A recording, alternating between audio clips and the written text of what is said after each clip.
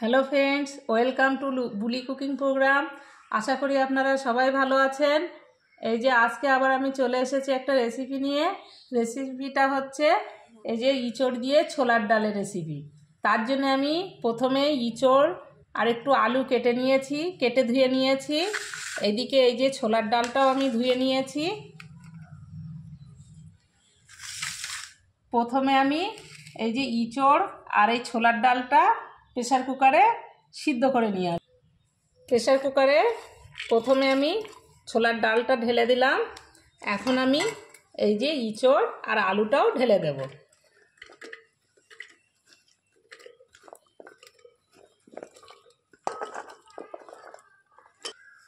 Pressure কুকারের ভিতরে আমি ছোলার ডাল, ইঁচড় আর একটু আলু দিয়ে দিয়েছি। এখন এই যে পরিমাণ মতো লবণ, একটু পরিমাণ মতো হলুদ, এই যে একটু পেঁয়াজ কুচি আর এই যে কাঁচা লঙ্কা দিয়ে দিলাম। দিয়ে এগুলো আমি ভালো করে একটু মাখিয়ে নেব। এই যে এইগুলো লবণ হলুদ দিয়ে আমি মাখিয়ে নিয়েছি। এখন আমি এই যে একটু জল দিয়ে দিচ্ছি। জলটা আমি বেশি দেব না। এই যে ঢাকনাটা দিয়ে এখন আমি প্রেসার কুকারটা চাপিয়ে দেব। এই যে ইঁচড়টা আমার সিদ্ধ করা হয়ে গিয়েছে। এই দেখুন, সিদ্ধ করে নিয়েছি। এখন আমি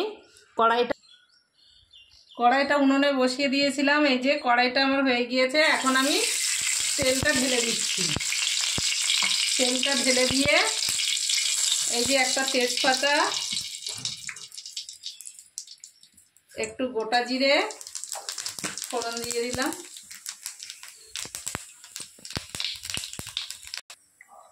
এই যে এখন পেঁয়াজটা দিয়ে দিলাম।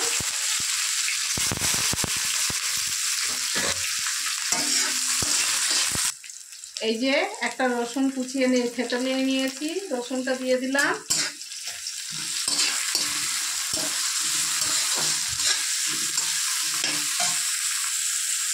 এখন আমি সিদ্ধতে একটু কাঁচা লঙ্কা দিয়েছিলাম, এখন আমি একটু লঙ্কা দিয়ে দিচ্ছি।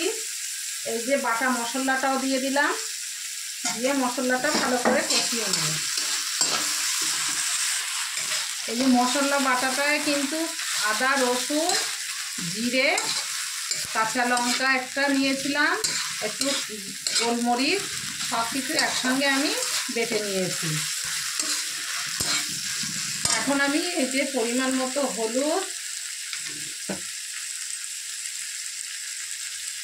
আর পরিমাণ মতো লবণ,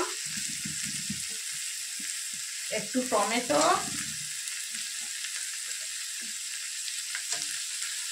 দিয়ে আবার একটু ভালো করে কষিয়ে নেব। এই দেখুন মশলাটা আমার কষানো হয়ে গিয়েছে। এখন আমি ইঁচড়টা ঢেলে দিচ্ছি। আমি যেভাবে ইঁচড়টা করছি ছোলার ডাল দিয়ে, এইভাবে আপনারা একবার করে খেয়ে দেখবেন। খেতে কিন্তু খুবই সুন্দর হয়, খুবই টেস্টি হয়। মাংস এর কাছে হার মানে যাবে।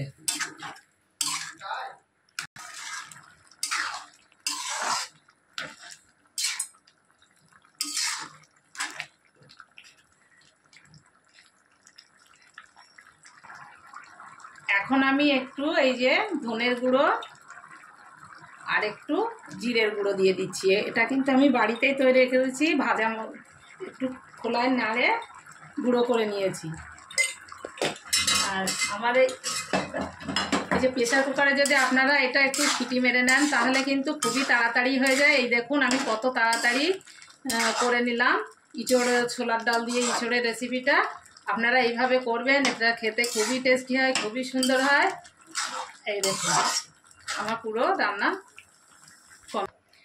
এই দেখুন ছোলার ডাল দিয়ে ইঁচড়ের রেসিপিটা আমার হয়ে গিয়েছে। কত সুন্দর হয়েছে দেখুন। এটা দেখতেও যত সুন্দর হয়েছে, খেতেও কিন্তু খুবই সুন্দর হয়।